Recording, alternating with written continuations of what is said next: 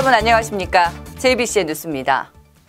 평택 당진항 행정구역 경계 분쟁에 대한 결정이 13일 내려졌습니다. 이로써 지난 11년간 꼬였던 실타래가 풀린 셈인데 경기 평택시는 이번 중앙분쟁위원회의 의결을 존중한다는 공식 입장을 표명했습니다. 그 내용 정태석, 김윤희 두 기자가 전해드립니다. 먼저 이번 중앙분쟁조정위원회 결정에 따라 평택 당진항 신생매립지에 대한 행정관할 구역이 어떻게 정해지는지부터 설명해 드리겠습니다. 지금 제 지도를 보시는 것처럼 2045만 6,290제곱미터, 그러니까 약 618만 8천 평 정도가 평택시 행정구역으로 들어온다는 얘기입니다.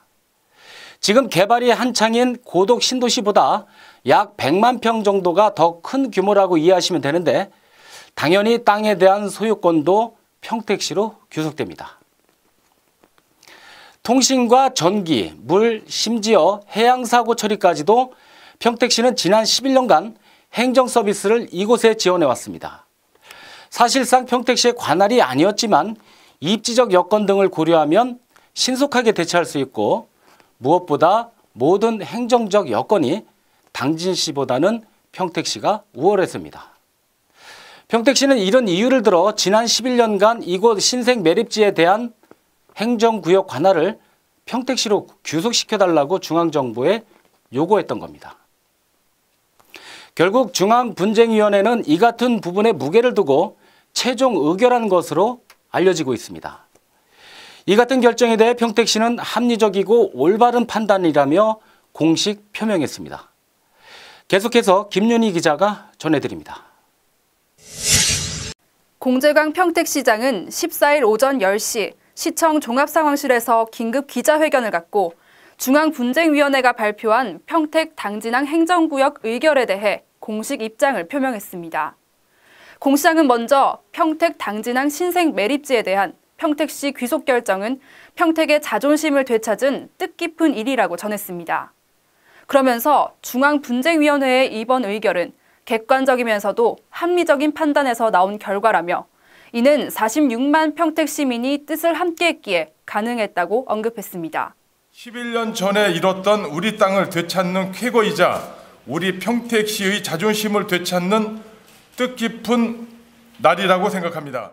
공 시장은 또 앞으로 주소 변경 후속 행정 절차에 대한 뜻을 내비치면서도 당진과의 싸움에서 결코 이겼다고 생각하지 않는다고 말했습니다. 제 결과에 자만하지 않겠습니다. 또한 당진과의 싸움에서 이겼다고 생각하지 않겠습니다.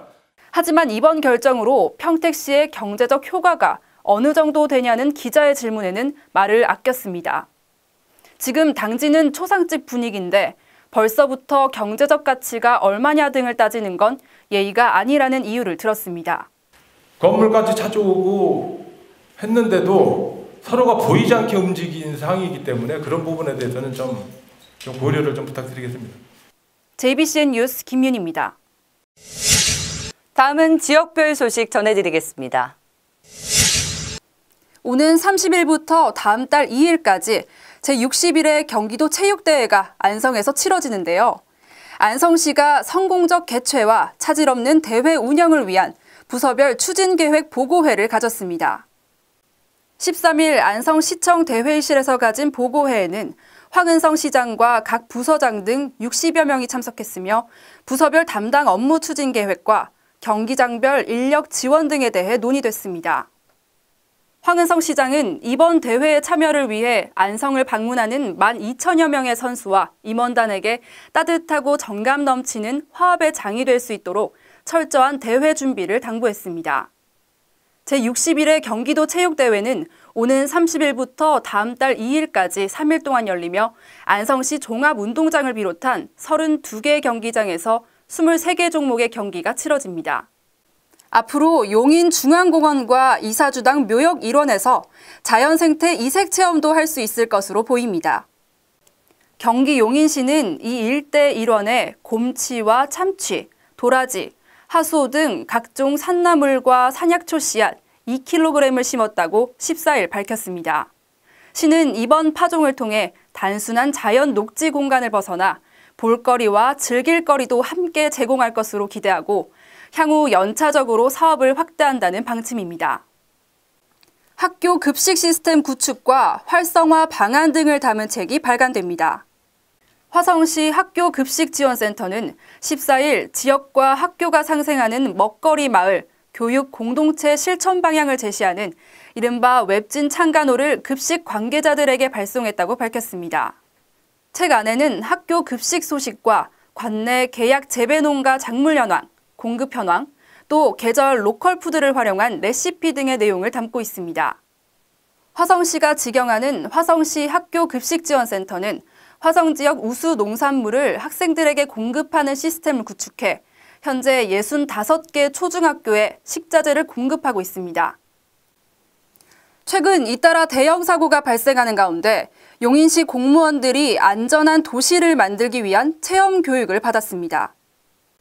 사고 발생 시 공공기관의 신속한 대응을 골자로 한 이번 교육은 14일부터 이틀간 경기도 소방학교에서 현장을 직접 체험하는 방식으로 진행됩니다.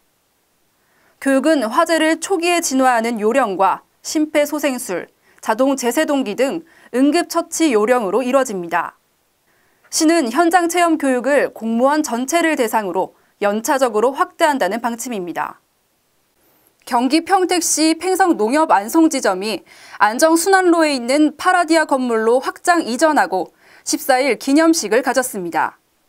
조합원과 시민 120여 명이 참석한 개점식에는 배연서 팽성농협조합장과 조성근 팽성읍장 등 지역 인사들도 자리를 함께했습니다.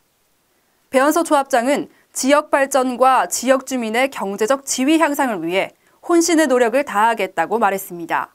좋은 의견을 농협 경영에 적극 반영하여 팽성농협을 더욱 성장 발전시킬 것입니다.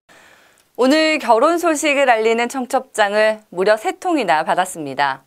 그만큼 행복을 기념하기 위한 좋은 날로 느껴지는데 시청자 여러분들도 이런 좋은 소식만 가득했으면 합니다. 시청해 주셔서 고맙습니다.